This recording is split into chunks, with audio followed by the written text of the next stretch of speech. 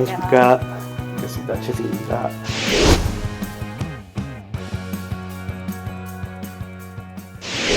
바이오플러스 회사 짧게 소개 부탁드립니다.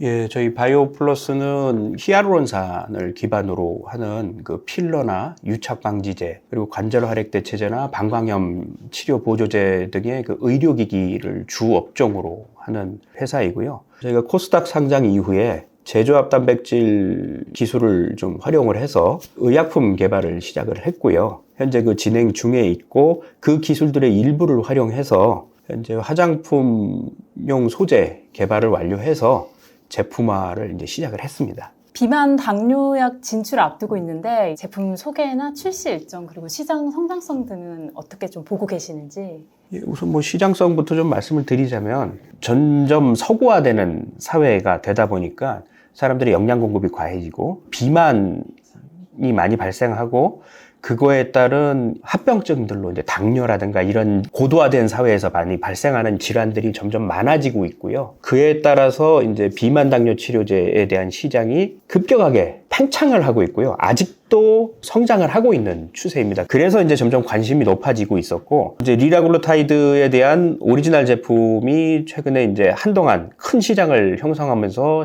출시가 되고 있다가 특허가 이제 국내외적으로 만료가 됐습니다. 리라글루타이드. 그래서 그거에 대한 제네릭 또는 이제 뭐 바이오시밀러나 베터 제품들에 관해서 다른 그 제약사들이 연구라든가 이제 제품 출시에 관해서 관심이 많아진 거고요. 그렇게 되다 보니까 제품의 이제 가격도 조금씩 낮아지기 시작하면서 소비자의 관심도 많이 높아지고 있는 그런 거고요. 저희 제품은 일단은 그 리라글루타이드는 저희도 이제 그 제네릭 의약품으로서 지금 준비를 하고 있고, 저희가 올해 이제 공장이 완공이 되면 GMP 인증을 내년 상반기 중으로 마무리 짓고, 그다음에 저희가 그거에 맞춰서 FDA나 그 유럽의 EMA 쪽에 제네릭 의약품 허가 절차를 진행을 할 예정이고, 출시는 저희가 이제 좀 빠르게 보면 내년 하반기 중에 출시를 할 예정입니다. 그렇게 되면 전 세계를 5개 회사가 커버를 해야 되는 상황이고, 아까 말씀드렸다시피 시장은 굉장히 큽니다. 그래서 뭐 리라글루타이드의 오리지널 제품인 싹센다라는 제품은 뭐 최근까지도 쇼테이지가 자주 나는 제품이거든요. 그러니까 그 원 제작사가 전 세계를 커버할 만큼의 물량을 생산하지 못하는 그런 의약품인데, 제네릭이 들어옴으로써 이제 시장이 커지는 효과가 나오거든요. 그러니까 의약품은 좀 그렇게 되는데 시장이 커지면서 그걸 나눠 먹는 형태가 될 겁니다. 그래서 저희도 매출 규모는 리라글루타이드만 본다 그러면 특허가 끝나고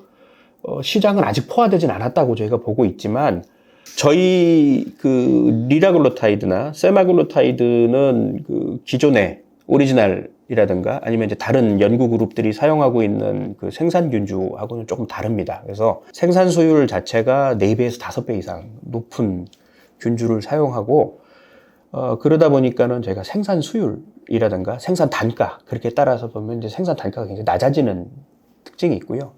그러다 보니까 타사들하고의 가격 경쟁력 에서 우위를 점할 수 있습니다. 그래서 상대방하고의 이제 가격 경쟁에서 저희가 우위를 차지할 수 있다 보니까 시장을 좀 더 빠르게 그리고 더 넓게 점유할 수 있다고 저희가 보고 있고, 그래서 이제 내년도 하반기에 출시를 해도 저희가 10% 이상 목표로 잡고 있는 게 저희 그런 데서 기인한다고 볼 수 있습니다. 그 비만 치료제 그 바이오베터 연구도 진행되고 있는데, 이게 구체적인 제품 개발에 대해서 궁금하고 또 전임상, 임상 등 진행 일정도 궁금합니다. 리라글루타이드나 저희가 바이오베터로 준비하고 있는 건 세마글루타이드, 이제 그 원료를 생산할 수 있는 균주나 이런 건 저희가 다 개발이 끝나 있는 상태고요. 그 세마글루타이드는 이제 향후 국내에서는 28년 이후, 뭐 외국에서는 30년 이후에 특허가 만료가 되면 저희가 이제 제품화를 하려고 지금 연구 개발을 하고 있는 중이고요. 근데 문제는 국내외에서 특허가 만료되는 시점에 경쟁사들 쪽에서도 많이 지금 준비를 하고 있거든요. 그래서 저희는 그 제형을 바꿔서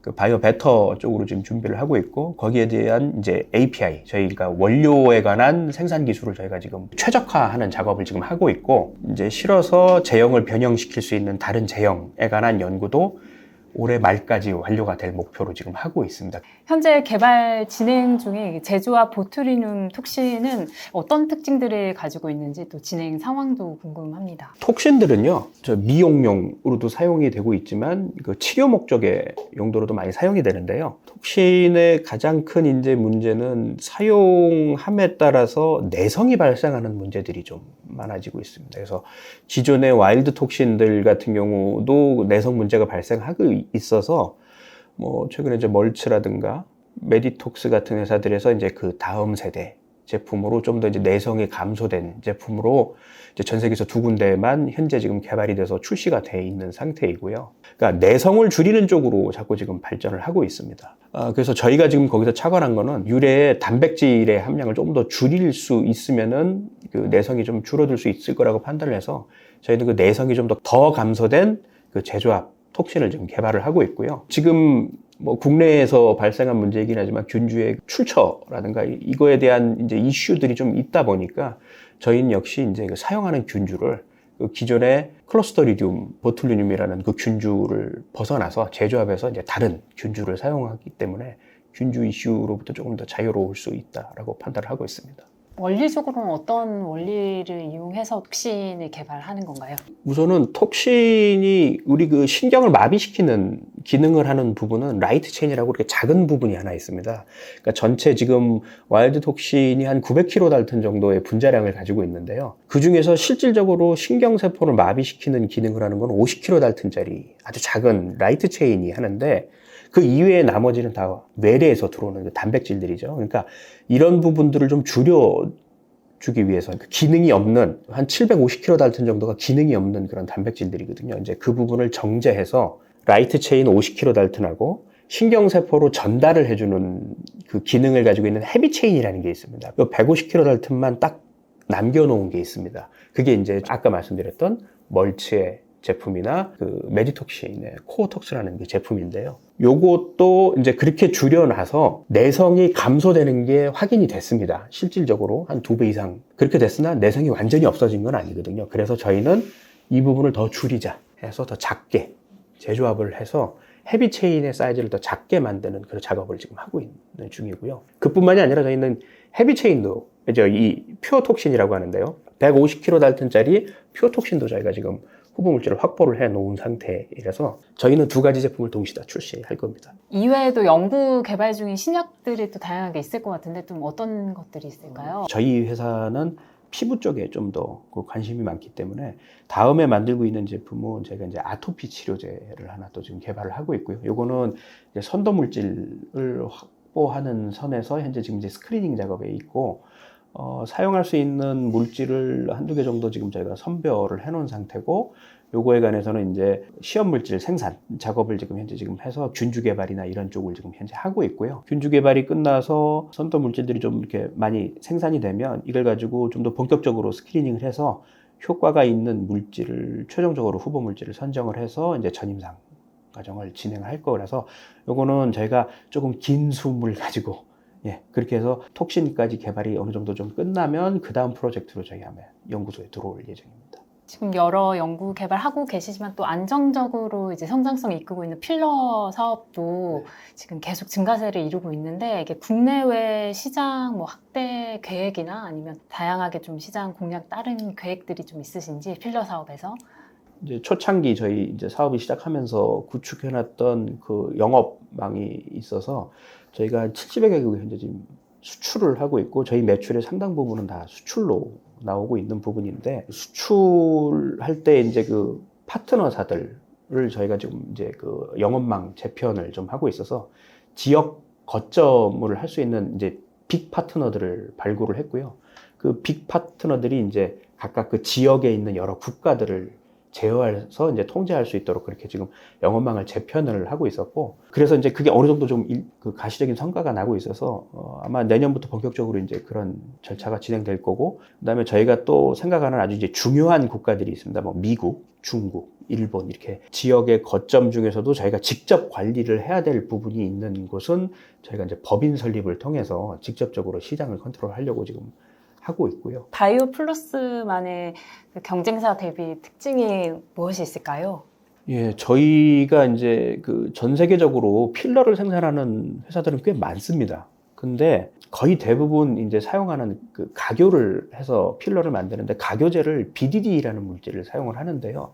저희는 이제 DVS, 다이비닐 설폰이라는 물질을 사용을 합니다. 이게 이제 저희만 현재 사용하는 걸로 저희는 이제 필러 쪽에는 알고 있고 중국에도 몇 개 업체들이 좀 개발을 하고 있는 걸로 알고 있는데 이게 그렇게 상용화하기가 어려운 게 공정을 제어하기가 굉장히 까다롭습니다. 그 좀 더 공정 제어가 편하고 그다음 널리 알려져 있는 BDD를 많이 사용하는데요. 다이비닐 설폰을 씀으로써 나타나는 아주 독특한 특성들이 있습니다. 뭐냐면 가교를 해놓은 히알루론산들이 그 이제 응집력이라고 하는 코이시브니스가 굉장히 증가하거든요. 그러면 그 조직에 주입을 해놨을 때 주변 조직으로 이렇게 퍼져나가지 않고 이렇게 뭉쳐 있으려고 하는 특징이 있어서 몰딩이 굉장히 잘 됩니다. 그래서 그 모양으로 오랫동안 유지가 되는 그런 특성이 생기거든요. 그렇기 때문에 저희가 이제 후발주자임에도 불구하고 시장에서 이렇게 크게 퍼져나갈 수 있었고, 이제 이런 게 저희만의 독특한 특징으로 해서 시장에서 좀 좋은 반응을 받아서 이렇게 많은 나라로 수출이 되고 그렇게 된 거죠. 화장품 사업에서도 공을 많이 들이고 있으신데 지금 이 분야에서 좀 다른 상품 다양함 및 또 앞으로의 또 성장 목표 등이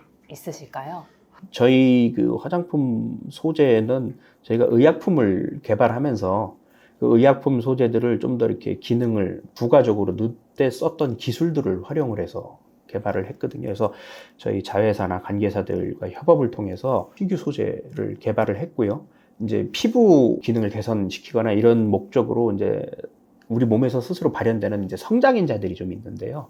그 성장인자들을 체내에 좀 더 오래 머물게 하고 그다음에 피부를 잘 투과해서 발랐을 때 들어갈 수 있게끔 하는 기능을 부여를 해놨습니다. 그래서 저희가 그런 성장인자를 한 19가지 이상 개발을 했고 이 원료들을 이용해서 좀 더 이제 피부 재생이라든가 이런 부분에 조금 더 그 도움을 줄 수 있는 그런 그 기능을 가지고 있는 이 소재들을 포함한 그런 화장품을 현재 지금 개발을 해놨고요. 그리고 이제 이 소재들을 이용한 또 저희 자회사들이나 협력사들에게 원료나 제품을 공급해서 현재 지금 론칭돼 있는 품목들도 좀 제법 있습니다. 향후 저희가 이제 신축하고 있는 아까 이제 공장, 음성 공장에서 본격적으로 이제 생산을 해서 좀 시장을 좀 크게 확대할 목적으로 지금 하고 있습니다.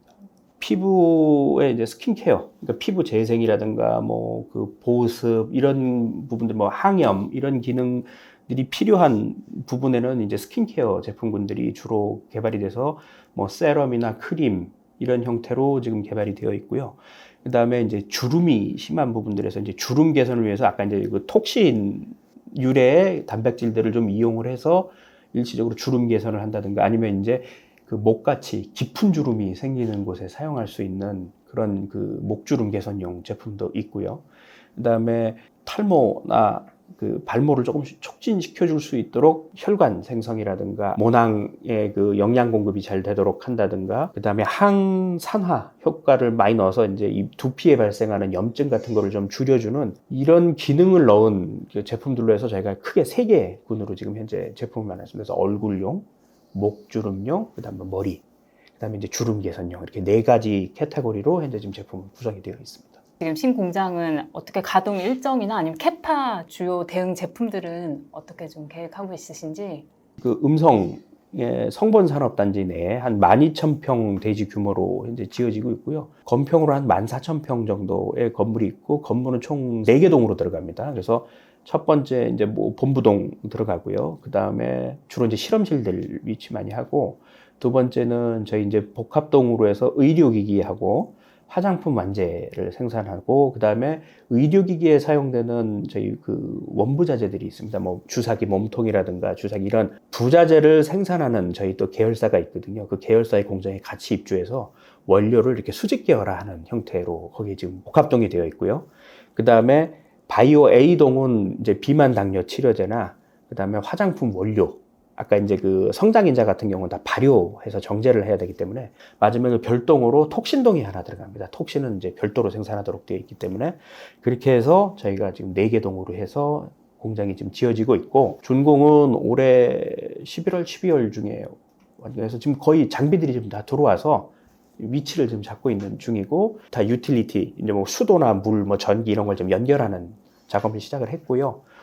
준공이 끝나고 나면 내년도 상반기에 이제 퀄리피케이션 하고 그 시설에 대한 인증, 그러니까 GMP 인증이죠. 이런 절차를 위한 사전 절차를 지금 진행을 할 목표로 하고, 이제 그렇게 해서 GMP가 안 쳐지면 본격적으로 상업 운전을 시작할 거고요. 그 다음에 거기 생산 캐파는 뭐 수조 원대 매출이 나올 정도의 제품이니까요. 저희가 뭐 목표는 10조 원 정도 좀 보고 있거든요. 그 풀 캐파로 돌아가면요. 마지막으로 바이오 플러스 앞으로의 계획과 목표에 대해서 한번 정리해 주시면. 이제 저희가 영위하고 있는 의료기기 사업 분야는 좀 더 공고히 하고 제품의 다양화를 위해서 연구 개발을 계속 진행을 해서 그 미용 성형하고 이제 그 헬스케어 분야의 의료기기 사업을 좀 더 성장시키는 목표가 있고요. 그다음에 이제 신규로 진입하는 의약품하고 특히 이제 화장품 같은 경우는 이미 론칭이 됐기 때문에 완제품하고 원료에 대한 매출로 이제 연결시켜서 빠르게 성장시키는 게 저희의 가장 큰 목표가 될 것 같습니다.